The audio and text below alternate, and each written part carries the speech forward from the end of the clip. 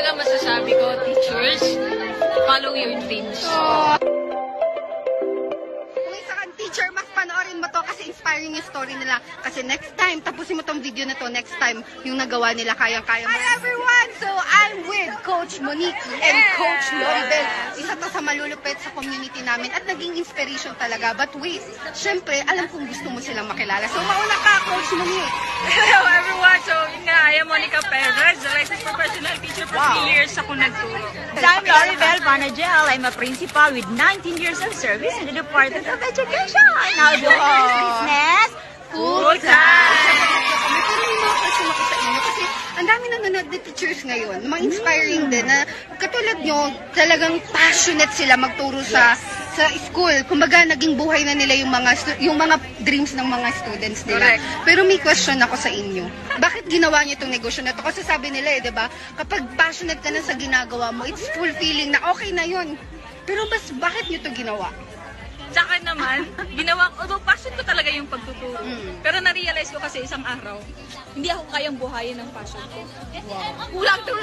Kulang talaga siya, lalo na breadwinner ako. Well, ako naman, bakit ako nag-join? Kasi matagal na ako sa service, 19 years, pero bakit wala pa rin akong iipon? Tapos, kawawa naman itong principal na to, kabaon na baon sa utak ko. Magkaroon naman ako ng financial freedom kasi papalaki na yung mga anak ko at yung aasahan ko lang ay yung sweldo ko, alam ko hindi ko sila mapapaaral, hindi ko mabigay ang what's best for them. Grabe, inspiring. Pero anyways, dahil ginawa niyo tong business na to, ano na yung mga naging achievement niyo? So, ito muna.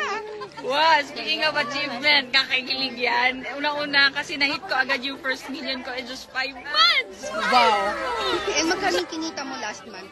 Mga 200 na. Oo, 200. Alam mo guys, 20,000 yung salary in 1 month sa pagturo ko. Times 10 dito and more pa yan. Nag-10x Ang yung liit pa yun income mo. ko. Malupit to. Sana naging principal ko to dati. Siguro ang laki ng grade ko. Yan. Ano na yung mga naging achievement mo Achievements ko Coach dito. Loribel? Achievements ko dito, millionaire in 3 months. Tapos, 26 days pa lang in business, 116,000 agad, 6 figures. Ngayon ko yung nalaman. And ngayon is consistent na. Consistent na tayo. Akala ko lang dati, hanggang lang ako, 48,000 lang kasi yung gross pay ng principal. Tapos, 5,000 yung net pay. Atin-atin lang to.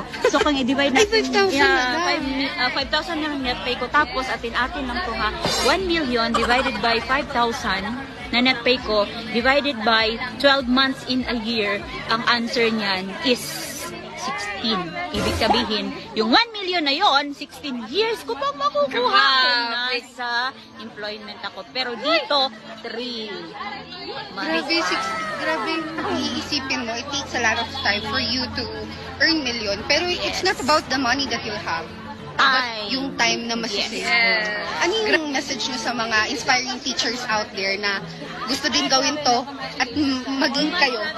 Let that, yung thought ba na employment lang, yung magbubuhay sa'yo, imprison nyo sa isang buhay na limitado lang.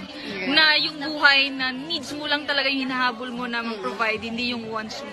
Dito ka sa isang buhay, gawin mo ito isang opportunity na pwedeng magbigay sa'yo na hindi lang yung mga kailangan mo, yung mga gusto mo din talaga, yung mga wants mo sa buhay. More kung isa kang teacher at gusto mo maging inspiring katulad nila, mas gawin mo to.